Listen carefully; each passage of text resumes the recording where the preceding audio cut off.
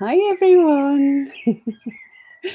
I thought the weather is so beautiful. I'm gonna do my weekly guidance from the garden. And we've had the neighbors suddenly playing brass instruments, some old German folk songs and things. And yeah, that's why I waited a bit. It's been quiet for now, so I'm hoping. Even if they don't start again, I'm hoping the microphone's not going to pick up on it, but we'll just ignore it if it happens and have a wonderful time with the birds chatting and chirping and all that. So, yeah, welcome, welcome, welcome, welcome. Let me just share out. Nearly forgot here. So you get sidetracked by your neighbors. Anyway, right, all shared. So we're having our weekly guidance from the garden. Isn't it beautiful here? Let me just see if we can do it a bit more like this. That's an even better view, isn't it? Beautiful. Okay. So, yeah, yeah. You can see a little bit our pond there, can't you? Yeah. It's like really small, more like a puddle, but we did have some ducks visiting the other day, which was really amazing. That never happened before or after. So, very special surprise visit that was. Let me just get the microphone a little closer. Been kind of pushing that stuff around here a bit to set up in a garden. I'm not used to that. So, oh, the first one already kind of popped out. I like. Should probably mention up front that cobra is one of my main power animals, the ones that stay with me throughout my life, and which is why I have a strong affinity for snakes in general. And I've been blessed once in England in a nature park that had baby snakes, different ones, not cobras. But anyway, they had, I can't remember which type it was, but they were like just like that small, or maybe like that, but very small anyway. And so, the kids could hold them. And of course, I was the only adult there. And I was like, I want to hold a snake.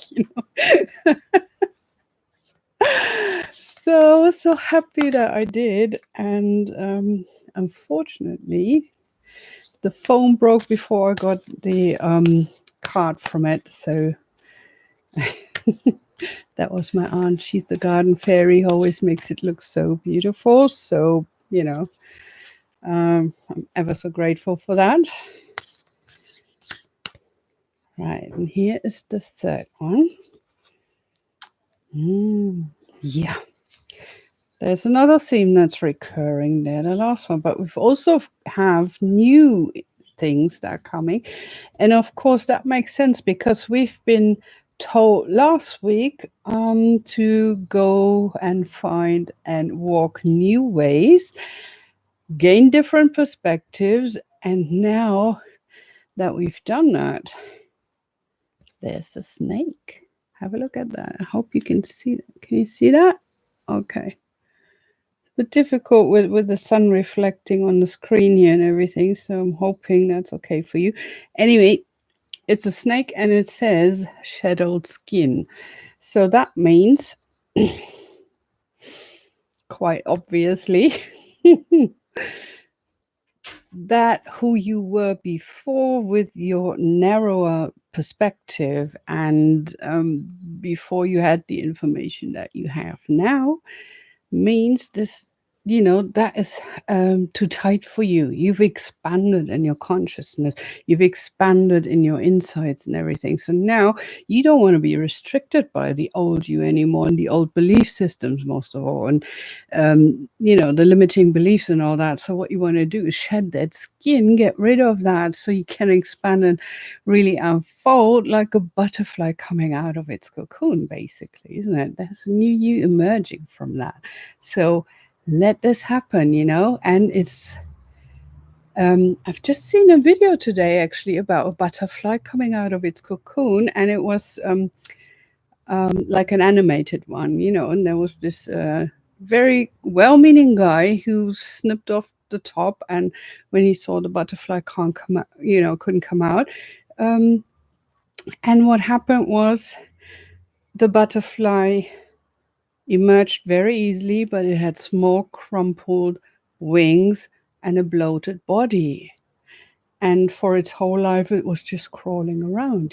So the well meaning guy actually did something wrong trying to help because it saw the butterfly struggling, but that he didn't realize that struggle was necessary to come into its new form, because through squeezing through the opening at the end, which is hard work for the butterfly, it means the excess liquid in the body is pressed into the wings, and then it can spread its wings and fly, right?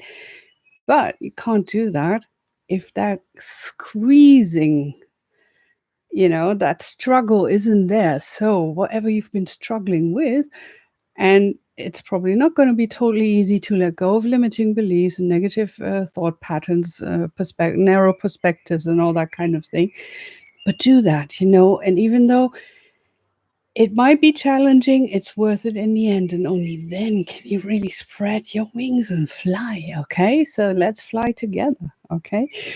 And what is important to get you through that, shedding that skin, is trust and thrive, which is what the stag is telling us this week. Okay, so beautiful, isn't it? Yeah, so it'll be a lot harder to do that if you don't trust, if you're scared and you think you're not being supported, and and all the rest of it, and you're thinking the universe is volatile, and maybe sometimes things go well for you, but at other times it just come around and kick you in the butt or something. So when you have this deep innate trust, that's a kind of energy that the universe responds to what you're giving out. It's not a like sugar and rod kind of thing, like a means of a punishment or reward. It's just reacting. There's no value judgment to it. It's just pure physics. You put an energy out, whatever resonates with that, the same frequency is that kind of experience that you're actually drawing into your life, into your life experience as well. So nobody is out to get you. Okay, so trust, and when you trust, you are going to thrive, because then that means when you are being looked after, you're being supported and all that, you're going to just thrive, because everything you're going to draw these kind of experiences with the same frequency, which is positive and affirming and reassuring and loving and all that, because that's exactly what you put out there. So trust and know that it's like ask and it shall be given, right? You can trust in that you get what you're asking for.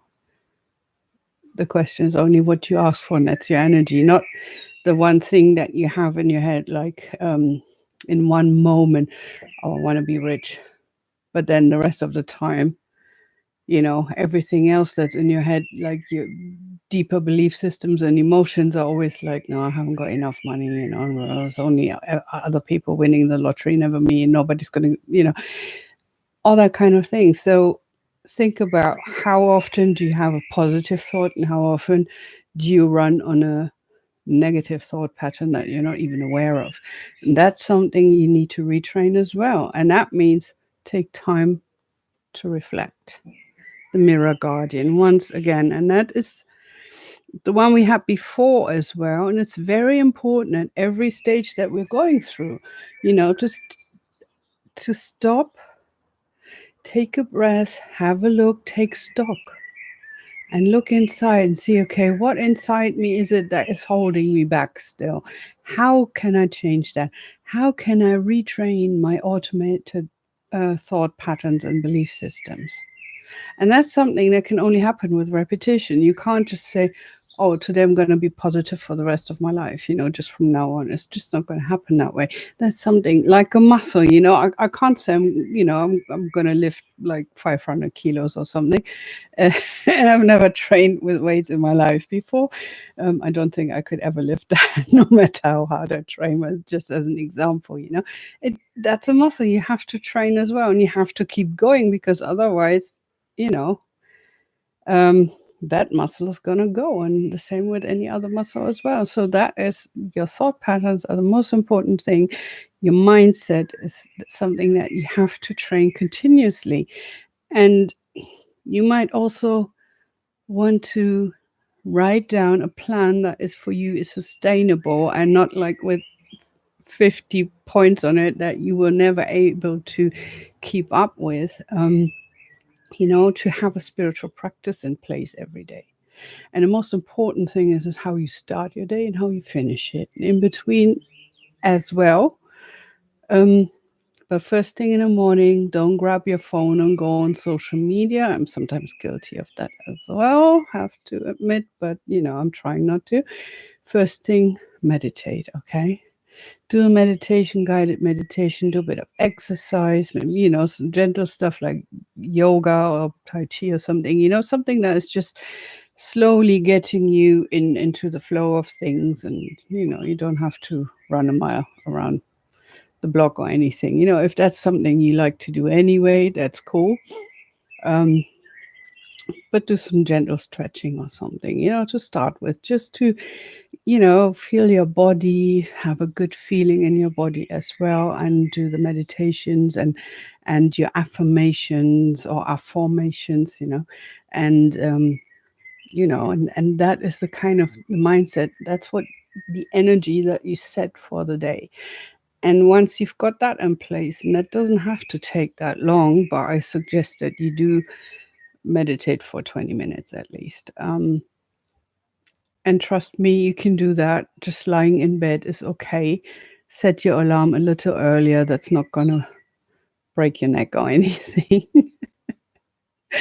Even if you're a night owl like me, whenever you wake up, do your 20 minutes, do a bit of stretching, so you've got like half an hour in bed where you can just feel your body and stretch out a little bit, or, and then maybe go beside the bed and do a bit of stretching, whatever you want to do, and then, or yoga, Tai Chi, anything that makes you happy. You're out in the garden when the weather is nice enough to allow for that. So, do that and be happy with that, because when you set your day that way, it's just absolutely beautiful, and it feels so different to start the day with a positive attitude, with joy and a spring in your step and a smile on your face. That is so much more beautiful than when you like going like, "Ugh, don't," and you drag yourself to work like that, or the first thing you see is on your social media,